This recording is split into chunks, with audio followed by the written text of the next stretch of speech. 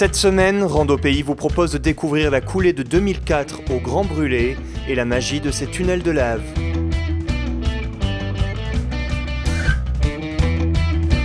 Rendez-vous au Grand Brûlé dans le Sud Sauvage où se succèdent les dernières coulées majeures de la fournaise. C'est celle de 2004 qui a en partie recouvert celle de 2001 que nous vous proposons de découvrir aujourd'hui par en dessus et en dessous. Suffisamment refroidie et stabilisée, la coulée possède en effet un réseau de 6,5 km de tunnels de lave que l'on peut explorer. Pour cela, comme en spéléologie, il faut prévoir un équipement spécifique et c'est Vincent Cheville, accompagnateur en montagne, qui nous emmène.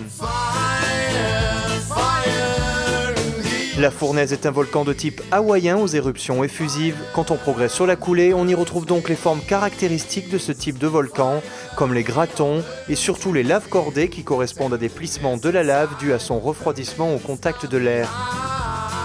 Marcher sur ces coulées 10 ans après l'éruption permet aussi d'observer la recolonisation des espèces végétales. En une dizaine d'années, on voit que la colonisation est quand même assez rapide. Alors tout commence suivant les altitudes, il se trouve que là on est en bord de mer, par l'apparition des lichens qui vont avoir plus de facilité à reprendre sur le graton. Et après, donc, on a toutes les autres espèces qui arrivent, le lichen ayant un peu détérioré la roche, donc les fougères qui vont mourir, faire un peu d'humus et permettre au bois de Chapelet de s'installer, au petit bois de rempart. Et enfin, l'espèce colonisatrice par excellence, le filao. Très intéressant pour retenir les sols dans les cirques et à la plage par exemple.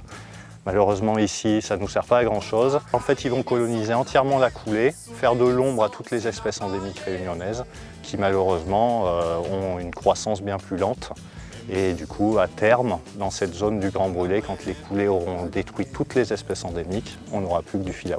L'exploration souterraine peut commencer. Plusieurs entrées correspondant à des effondrements permettent d'accéder au réseau de tunnels. Celle-ci est moins utilisée par les guides, mais elle permet de découvrir une salle aux couleurs uniques, baptisée le Salon Rouge. C'est en fait une pièce où le plafond, le sol, tout est rouge. Il y a une grosse différence sur cette salle, c'est qu'on est proche d'une fissure qui est restée ouverte pendant une grosse partie de l'éruption.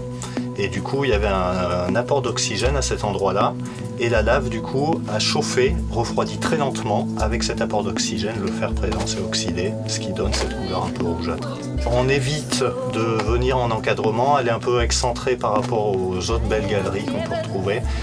Du coup, on n'y vient pas et c'est aussi dans une volonté de protection.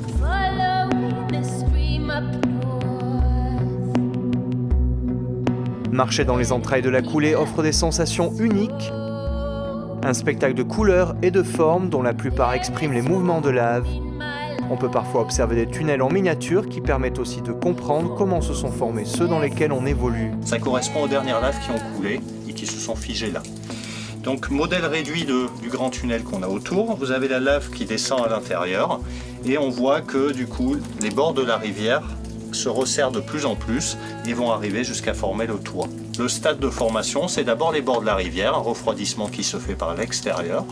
La lave coule, elle charrie à l'intérieur plein de petites roches. Il faut imaginer ces roches qui descendent dans la lave en fusion, qui vont venir se coller sur les côtés.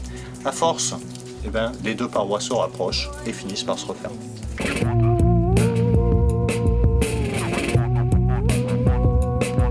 Certains trous parfaitement formés sont des périmorphoses ou barils qui correspondent aux troncs d'arbres pris dans la lave qui se sont consumés lentement. D'autres formes sont de petites stalagmites de lave et au plafond, les stalactites qui tombent sont parfois de couleurs différentes. Ce qui fait la beauté de ces tunnels, vous avez vu, le plafond n'est pas très haut et du coup, en fait, la lave, il faut imaginer un torrent, comme un torrent d'eau. Du coup, dès que ça rencontre un obstacle ou dès que quelque chose tombe dedans, ça éclabousse. Et ça va vous faire cette couleur gris métallisé, qu'on pourrait apparenter à une sorte d'étain. Donc ça, c'est toutes les projections. L'autre à côté, c'est autre chose. C'est tout simplement que pour former le tunnel, il a fallu que la lave soit au plafond au début. Le niveau, progressivement, est descendu, remonté, redescendu. Il faut imaginer un plafond plein de lave en fusion, comme de la cire, qui est chauffé par cette lave qui passe en dessous. Et à l'intérieur de ce basalte, on a pas mal de silice. Donc la silice, quand on la fait chauffer, ça vous donne du vert. Et bien en fait, c'est comme une peinture vitrifiée. Et ça prend la couleur plutôt chocolat ou bronze. L'activité de découverte des tunnels de lave est en plein essor sur notre île et les dernières coulées réservent encore bien des surprises tant qu'elles ne seront pas recouvertes par de nouvelles éruptions. Ce que j'aime dans ces tunnels, c'est déjà la beauté au niveau visuel. Et puis après, c'est de se retrouver dans les entrailles du volcan. Marcher dessus, c'est une chose. Être dessous, c'en est une complètement différente et je m'en lasse pas.